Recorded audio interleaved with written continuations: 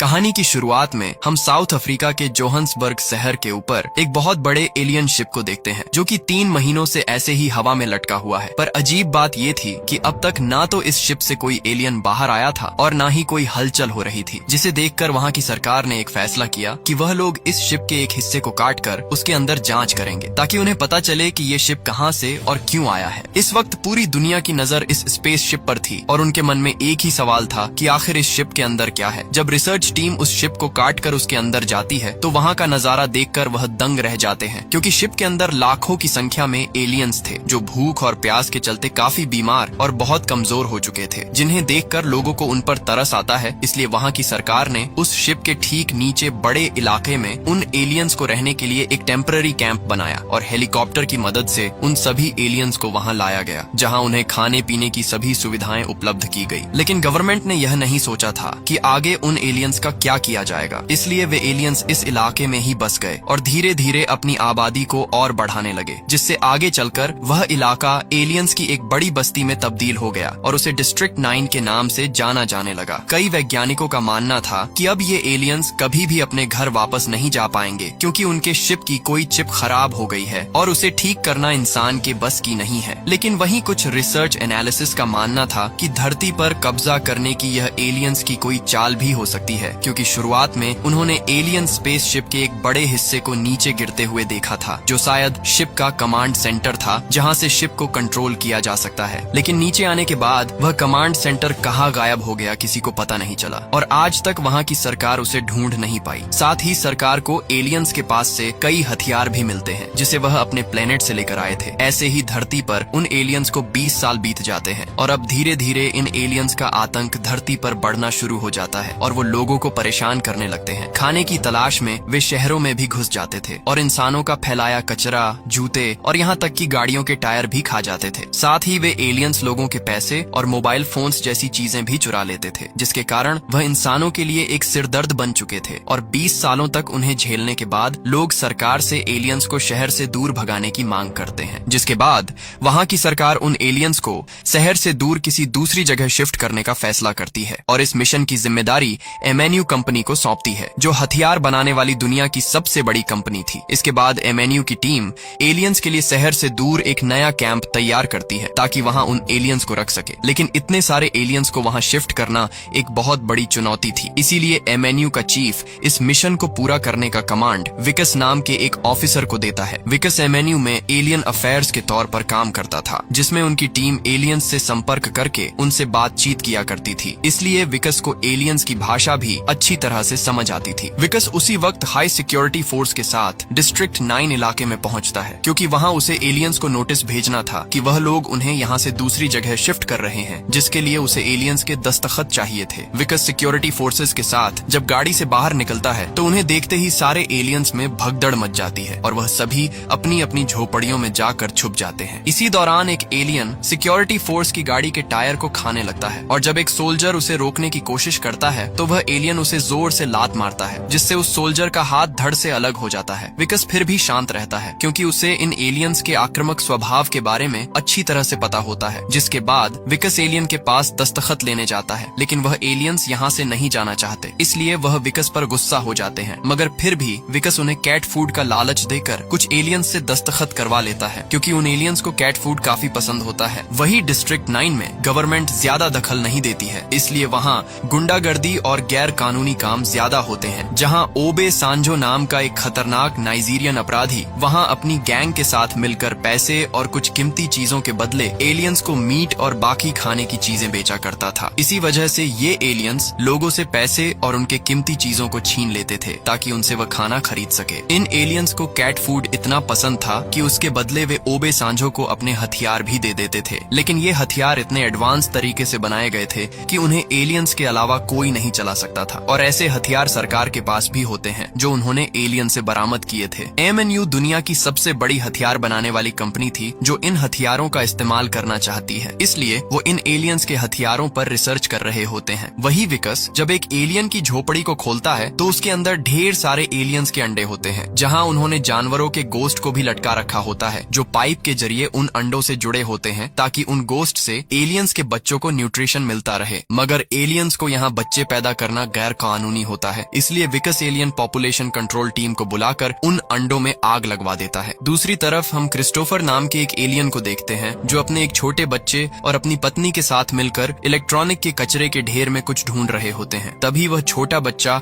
एक मशीन का गोल पार्ट ढूंढ लेता है और अपने डैड को देता है। उस पार्ट को देखकर उसके डैड काफी खुश हो जाते हैं। इसके बाद ये सब अपनी झोपड़ी में आते हैं जहाँ पर इन्होंने एक लैब बना रखी होती है और वो वहाँ पर कुछ आविष्कार कर रहे होते हैं। क्रिस्टोफर उस पार्ट को खोलता है जिसके अंदर से कुछ लिक्विड निकलता है जो पाइप के थ्रू उनकी बनाई हुई मशीन में जाता है, जिसमें से एक और बूंद निकलकर एक छोटे से डिवाइस के चैम्बर में गिरती है और उसमें लाइट जल जाती है। क्रिस्टोफर अपनी पत्नी से कहता है कि मुझे 20 साल लग गए इसे बनाने में। वे लोग उस ब्लैक लिक्विड की मदद से अपने किसी बड़े मकसद को अंजाम देने की फिराक में थे, मगर तभी विकस अपनी टीम के साथ वहाँ पहुँच जाता है, जिससे क्रिस्टोफर बहुत ज्यादा घबरा जाता है। वह ब्लैक फ्लूइड से भरे उस डिवाइस को उसी झोपड़ी में छुपा देता है और अपनी पत्नी को दरवाजा खोलने के लिए भेजता है। जब क्रिस्टोफर की पत्नी दरवाजा खोलती है तो विकस उसे बाहर आने के लिए कहता है, मगर क्रिस्टोफर की पत्नी विकस और उसकी टीम को वहाँ से जाने के लिए कहती है, जिससे विकस को उस पर शक होने लगता है। एमएनयू की टीम बंदूक के बल पर क्रिस्टोफर की पत्नी को घर से बाहर निकालती है, जिसके बाद विकस उस झोपड़ी की तलाशी लेने लगता है। इसी दौरान उसे वह लैब दिखाई देती है, जिसे देखकर विकस हैरान रह जाता है और उस लैब की अच्छे से छानबीन करने लगता है। तभी एक बक्से में उसे वह ब्लैक फ्लूइड से भरा वह डिवाइस भी मिल जाता है और जब वह उसे चेक कर रहा होता है तभी उस डिवाइस का बटन गलती से दब जाता है, जिससे वह लिक्विड सीधा स्प्रे होकर विकस के चेहरे पर गिरता है, जिसके बाद उसे तेज खांसी होने लगती है। विकस तुरंत अपने चेहरे को साफ करता है, तब उसे थोड़ी राहत मिलती है। वह उस डिवाइस को जब्त करके एमएनयू की लैब में भिजवा देता है। साथ ही उसे उस झोपड़ी में ढेर सारे हथियार भी मिलते हैं। विकस बाहर जाकर क्रिस्टोफर की पत्नी से इतने सारे हथियार रखने की वजह पूछता है, लेकिन तभी क्रिस्टोफर की पत्नी विकस की टीम पर हमला कर देती है और जब विकस उसे रोकने की कोशिश करता है तो वह विकस के हाथ पर जोरदार वार करके उसे दूर फेंक देती है। तभी हेलीकॉप्टर से नजर रख रही सिक्योरिटी टीम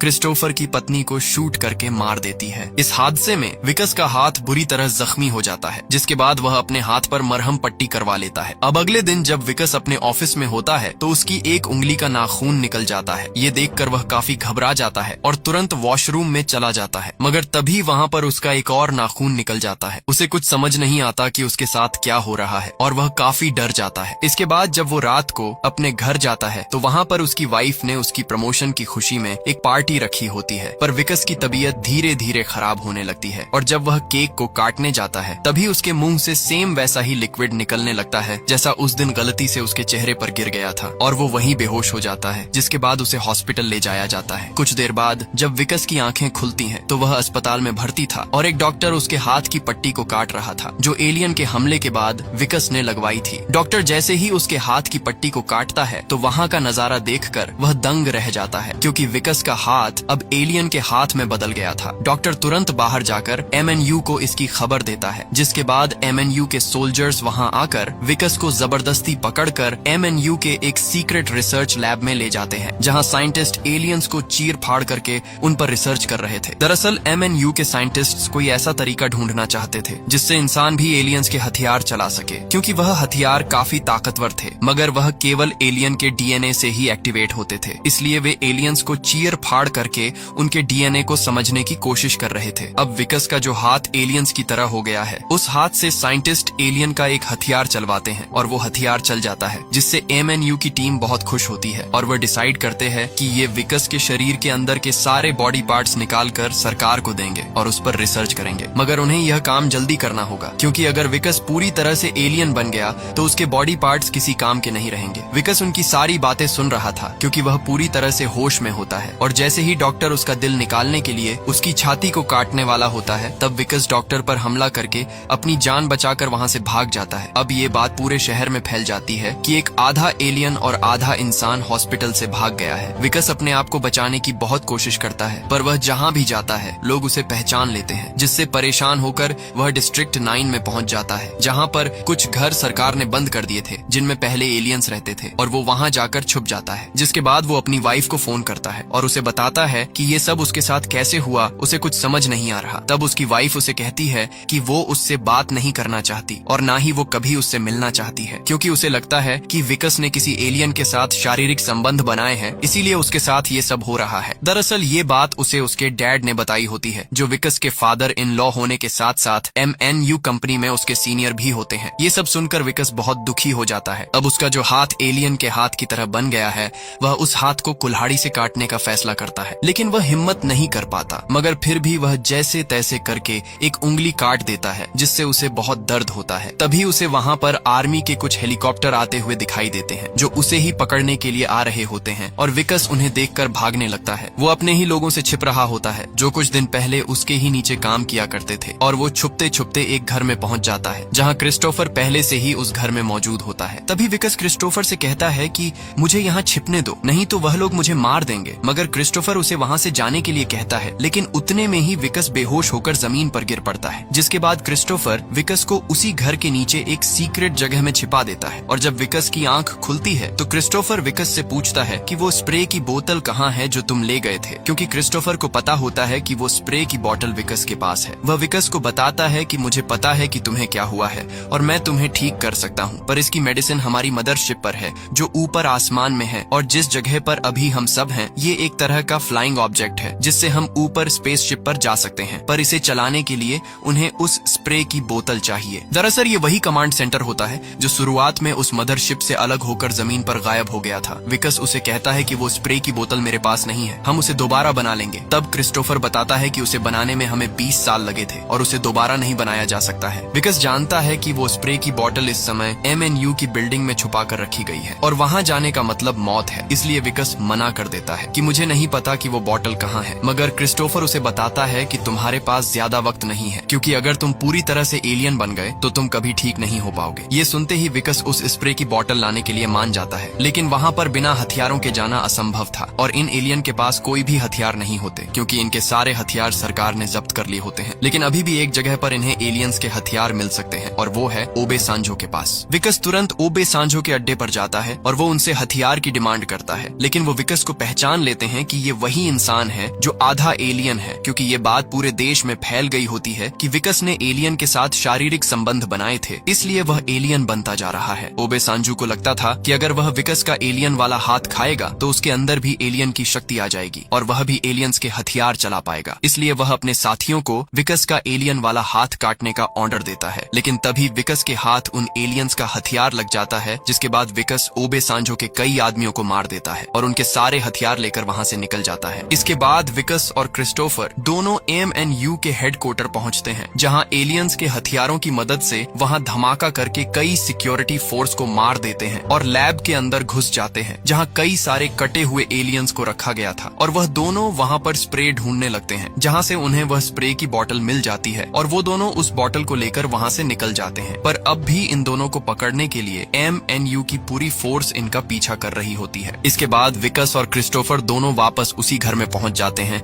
जहाँ जमीन के नीचे उनका फ्लाइंग ऑब्जेक्ट होता है, और जिसके बाद विकस क्रिस्टोफर से पूछता है कि जब हम मदरशिप पर पहुंच जाएंगे तो मेरा हाथ ठीक होने में कितना वक्त लगेगा। तब क्रिस्टोफर उसे बताता है कि 3 साल। ये सुनते ही विकस परेशान हो जाता है और क्रिस्टोफर से पूछता है कि इतना समय क्यों लगेगा। तब वह उसे बताता है कि पहले मुझे अपने लोगों को बचाना होगा, क्योंकि मैं अपने लोगों को साइंस का एक्सपेरिमेंट नहीं बनने दूंगा। दरअसल जिस लैब से ये लोग वह फ्लूइड की बोतल लेकर आए होते हैं, वहाँ पर क्रिस्टोफर ने अपने साथियों की कटी हुई बॉडी को देखा होता है, जिस पर MNU के लोग रिसर्च कर रहे होते हैं। इसलिए क्रिस्टोफर विकस से कहता है कि हमें जल्दी अपने घर वापस जाना होगा, नहीं तो ये लोग हमारे सभी साथियों को मार देंगे। तब विकस कहता है कि तो मेरा क्या होगा, जिस पर क्रिस्टोफर बताता है कि मैं वादा करता हूँ कि 3 साल बाद मैं वापस आऊंगा और तुम्हें ठीक कर दूंगा। ये सुनते ही विकस गुस्सा हो जाता है और बंदूक से क्रिस्टोफर के सर पर वार करके उसे बेहोश कर देता है। इसके बाद विकस उस लिक्विड की बोतल को लेकर बेसमेंट में जाता है, जहाँ पर फ्लाइंग ऑब्जेक्ट होता है। वहाँ क्रिस्टोफर का बेटा भी मौजूद था और उसे भी इस पूरे प्रोजेक्ट की पूरी नॉलेज होती है। इधर MNU की टीम भी वहाँ पर पहुँच जाती है। वही क्रिस्टोफर भी अब तक होश में आ चुका होता है। MNU की टीम क्रिस्टोफर को धमकाते हुए विकस के बारे में पूछती है। इस पर क्रिस्टोफर उसे नीचे कमांड मॉड्यूल की ओर इशारा करता है, जिसके बाद MNU का कर्नल उस मॉड्यूल को खोलने की कोशिश करता है, लेकिन उससे वह नहीं खुलता। जिसके बाद कर्नल ने क्रिस्टोफर को धमकाते हुए उस मॉड्यूल को खोलने को कहा, लेकिन क्रिस्टोफर उसे नहीं खोलता, क्योंकि उसने अगर उस मॉड्यूल को खोला तो MNU की टीम उसके बेटे को भी पकड़ लेगी। वही नीचे विकस उस लिक्विड की बोतल को क्रिस्टोफर के बेटे को देता है, जिसे क्रिस्टोफर का बेटा उस फ्लाइंग ऑब्जेक्ट में फिट करता है। जिसके बाद एक चेयर पीछे आती है और विकस उस चेयर पर बैठकर उस फ्लाइंग ऑब्जेक्ट को स्टार्ट कर देता है। इसके बाद वहाँ पूरी जमीन हिलने लगती है और कुछ ही पलों में उनका फ्लाइंग ऑब्जेक्ट जमीन को फाड़कर हवा में उड़ने लगता है। विकस उस फ्लाइंग ऑब्जेक्ट को मदरशिप की ओर ले ले जाने की कोशिश करता है, लेकिन तभी MNU की टीम मिसाइल से उस पर हमला कर देती है और एक मिसाइल फ्लाइंग ऑब्जेक्ट को लग जाती है, जिससे फ्लाइंग ऑब्जेक्ट बेकाबू होकर सीधा जमीन पर आ गिरता है, जिससे विकस पूरी तरह घायल हो जाता है और आखिरकार MNU की टीम उसे पकड़ लेती है। वह विकस और क्रिस्टोफर को गिरफ्तार करके वापस MNU की लैब में ले जाने लगते हैं, पर क्रिस्टोफर का बेटा फ्लाइंग ऑब्जेक्ट में ही छिप गया था, जिस वजह से वह बच जाता है। वहीं विकस को अब सब कुछ खत्म सा लगने लगा था, पर तभी ओबे सांजो के आदमी MNU की टीम पर हमला कर देते हैं, क्योंकि उनको ओबे सांजो ने विकस को पकड़कर लाने के लिए भेजा था ताकि वह विकस का मांस खा सके। उसके साथ ही विकस को MNU की टीम से छुड़ाकर ओबे सांजो के अड्डे पर ले आते हैं। अब यह लोग विकस का हाथ काटने ही वाले होते हैं कि तभी उनके ऊपर हमला हो जाता है और सभी के सभी वही ढेर हो जाते हैं। ये हमला उनके पीछे खड़े एलियन रोबोट ने किया था, जिसे ओबे सांजो ने कैट फूड के बदले एलियंस से छीन लिया था। इस रोबोट को कमांड मॉड्यूल से क्रिस्टोफर का बेटा कंट्रोल कर रहा था। वह रोबोट की मदद से ओबे सांजो और उसके सारे आदमियों को खत्म कर देता है। इसके बाद वह उस रोबोट का पायलट सेक्शन खोल देता है। विकस को बचाने के बाद क्रिस्टोफर का बेटा मदरशिप को एक्टिवेट करता है, जिससे मदरशिप घूमना शुरू हो जाती है। 20 सालों बाद वह मदरशिप अपनी जगह से हिला था, इसलिए सभी लोग उसे देखकर हैरान रह जाते हैं। इधर विकस भी उस रोबोट में बैठकर वहां से भागने लगता है। MNU की टीम उस पर फायरिंग करती है, पर उस पर गोलियों का उतना असर नहीं होता। इधर कर्नल के आदमी क्रिस्टोफर को पकड़कर उसे मार रहे होते हैं, तभी विकस वापस आता है और कर्नल के आदमियों को मारकर क्रिस्टोफर को बचा लेता है और उसे MNU की फोर्स से बचाते हुए फ्लाइंग ऑब्जेक्ट की ओर ले जाने लगता है। इस दौरान कर्नल की टीम लगातार उस रोबोट पर हमला करती है, जिससे वह रोबोट कमजोर पड़ने लगता है, लेकिन फिर भी विकस क्रिस्टोफर को जैसे तैसे करके उस फ्लाइंग ऑब्जेक्ट तक पहुंचा देता है। क्रिस्टोफर विकस को भी अपने साथ चलने को कहता है, लेकिन विकस मना कर देता है, क्योंकि वह MNU की टीम को रोक कर नहीं रखता तो क्रिस्टोफर और उसका बेटा मदरशिप पर कभी नहीं पहुंच पाते। क्रिस्टोफर ने जाते जाते वादा किया कि वो 3 साल बाद जरूर वापस लौटेगा और उसे फिर से इंसान बना देगा, जिसके बाद क्रिस्टोफर अपने बेटे के साथ उस फ्लाइंग ऑब्जेक्ट को उस मदरशिप से अटैच कर देता है। वहीं नीचे विकस अभी भी उन सब से लड़ रहा होता है और लगभग सबको मार देता है। तभी एक गाड़ी उसे टक्कर मार देती है और वो रोबोट से बाहर निकल जाता है, क्योंकि रोबोट अब पूरी तरह से खराब हो चुका था। तभी वहाँ कर्नल आता है, जो देखता है कि विकस अब आधा इंसान और आधा एलियन बन चुका है, और वो जैसे ही विकस को गोली मारने वाला होता है तभी वहाँ पर दूसरे एलियंस आ जाते हैं और वो कर्नल को एक ही झटके में उसके हाथ, पैर और सर को धड़ से अलग कर देते हैं, जिसके बाद क्रिस्टोफर और उसका बेटा अपने मदरशिप को लेकर वहाँ से निकल जाते हैं। और अब वह विकस और अपने लोगों को बचाने के लिए आएंगे या नहीं, ये किसी को नहीं पता। इस दिन के बाद विकस को कभी किसी ने नहीं देखा। कुछ लोगों का मानना था कि विकस मर चुका है और कोई कहता है कि वो MNU के कब्जे में है, और अंत में हम देखते हैं कि विकस आज भी जिंदा है और वो पूरी तरह से एक एलियन बन चुका है, और वह इसी उम्मीद के सहारे जी रहा था कि एक न एक दिन क्रिस्टोफर पृथ्वी पर वापस जरूर आएगा और उसे फिर से ठीक कर देगा। विकस उसी दिन का इंतजार करते हुए डिस्ट्रिक्ट 9 में अपने दिन काट रहा है, और इसी के साथ ये फिल्म यही खत्म हो जाती है।